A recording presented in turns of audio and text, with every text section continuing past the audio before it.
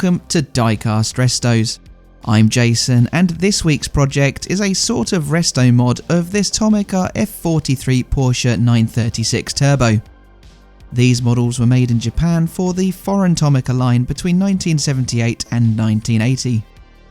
Based on the 1976 936, it's evident that it is a casting of chassis 001 due to its lack of huge air intake on the engine cover. This is it fresh from its box, and this is the actual chassis 001 936. I'll recreate it in its number 18 livery today, as raced in the 1976 24 Hours of Le Mans by Reinhold, Joest and Jürgen Barth.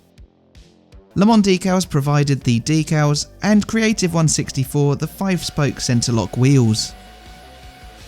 The 936 was the overdue successor to the 917 and 908 racing cars, which had been retired by the Porsche factory team in 1971. It was conceived in 1975 ahead of the new Group 6 rules due to be introduced the following year. It came on the heels of development of the 935 for the Group 5 category. That had been announced as Porsche's factory entry return to motorsport in the Silhouette class. Group 6 though was a prototype class, which Porsche bosses hoped they would have a better chance of winning in the World Sports Car Championship.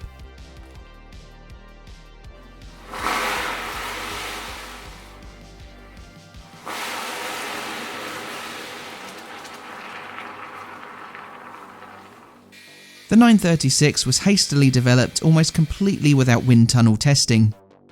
Project lead Norbert Singer says testing only occurred when the car was finished. Considering the project didn't get off the ground until December of 1975, the fact it was testing at Circuit Paul Ricard at the end of February is astonishing. The open-top 2-seat Spider prototype was powered by an air-cooled 2-valve single turbocharger 2.1-litre flat-six engine. This was the equivalent to 3000cc, including the 1.4 turbo handicap factor. This produced 540 horsepower. The use of a Porsche 930 variant engine gave the car its name, that and its Group 6 classing. Based on the space frame of the 917, it also shared many of the parts with its predecessor. Chassis 001 was adorned with a martini livery over black paint, up to and including its race debut at the 1976 Nürburgring 300 km. Driving that race was Rolf Stommelen, who finished 5th after experiencing a sticking throttle. But excluding a loss to 2 non-point scoring Can-Am cars at Mosport Park, it would be the 936's only defeat in their 1976 World Sports Car Championship campaign. The next test would be the 24 Hours of Le Mans. Porsche entered both Chassis 001 and Chassis 002 to the race. Chassis 001 had the flat engine cover behind the roll bar, while 002 had a large hump and airbox. This was used mostly for the intercooler rather than the turbocharger or the air-cooled engine. Chassis 001 was originally an entry by Joest Racing. It was taken over by the Works team, albeit with regular Joest drivers Reinhold Joest himself and Jürgen Barth. Chassis 002 would be driven by Jacky Ickx and Gijs van Lennep. Their number 20 car claimed second on the starting grid. Porsche opted to not compete with Renault Alpine for pole position. Jean-Pierre Jabouille set a 3-minute 33.1 lap time, beating Ickx's best time by more than 6 seconds. In third was Stommelen in the leading Group 5 935. Starting 5th would be the number 18 Works 936 of Joest and Barth, who were pipped to 4th on the grid by a privateer Lola. Off the line on race day, the Alpine put daylight between it and the number 20 car, while Joest and Stommelen fell back after being overtaken by the BMW Art car. Brian Redman, driving the 3-litre CSL, wound up the turbos, but quickly entered the pits with an oil leak. After an hour, the two 936s and the Alpine had a lap over the 935. Ickx took the lead after the Alpine had a delayed stop. That had been pitting more frequently due to its smaller fuel tank. As darkness set in at 9 PM, André Allaire in his Datsun 260Z had a spin on the Mulsanne straight. The car was forced into the barriers and caught fire. Allaire was extracted from the car but died on his way to the hospital. After the halfway point in the race at 4 AM, Ickx and Van Lennep had completed 180 laps, 2 more than Joest and Barth. They held their lead as daylight broke, but the second 936 began experiencing problems. It lost 20 minutes at 7 AM fixing its overhead valves before its clutch broke. The number 18 car would retire at 9 AM with engine issues after 17 hours and 218 laps. This left the number 20 car with a 16-lap lead, with the now second-placed Mirage suffering fuel pump issues. Ickx and Van Lennep then spent 34 minutes repairing a split exhaust pipe to keep the turbo working, losing 5 laps. Entering the final hour, the chasing Mirage lost its engine cover, losing time in the pits, getting it replaced. Ickx and Van Lennep cruised to an 11-lap victory in the number 20 936, in the process making the car the first turbo or supercharged entry to win Le Mans since Bugatti in 1939. The number 40 935 won its class, coming home in 4th overall, behind the Group 6 Mirage and the Decadene Lola. It was the beginning of a new era of dominance for Porsche at Le Mans. Ickx, alongside Barth and Hurley Haywood, won in 1977 in the Chassis 001 936, but couldn't copy that feat in 1978 to make it a hat-trick of wins, as they were pipped by Renault Alpine. The 936s were beset with problems in 1979, with both cars retiring on the Sunday.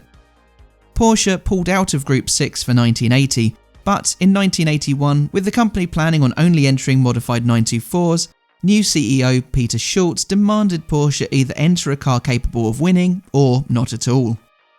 Porsche had previously developed an engine destined for the US Indy Series, but it was never used.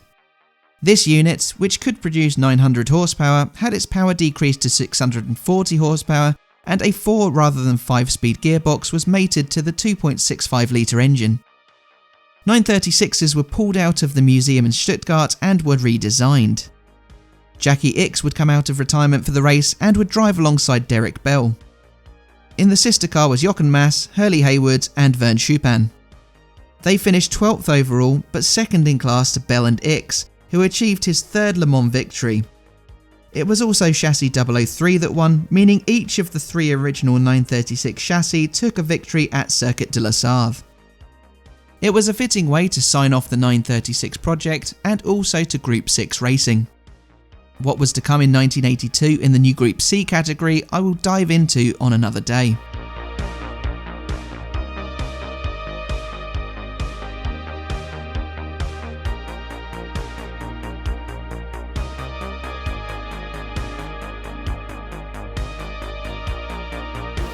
It's the latter stages of my build as I coat all of those intricate decals with a clear top coat. I'm unsure as to why the Tomica livery was of a number 2 936, as I was hard pressed to find any evidence of the pre-airbox modification having ever raced with that number. I wanted to accurately reflect the livery the 936 would have had with this body layout. Considering the model was released in 1978, I find it a bit unusual as to why Tomy would release this less successful version of the 936. Until that point, the car's success had been with that very visible bodywork difference. But who am I to complain? It gives me a perfect opportunity to explore the 936's roots. I love trying to match a period livery to the car the casting appears to be replicating. There'll be plenty more to come along similar lines, I can assure you. But now though, I'm reassembling the model, including those AMG Pentas that replaced the 917 wheels, which were too big.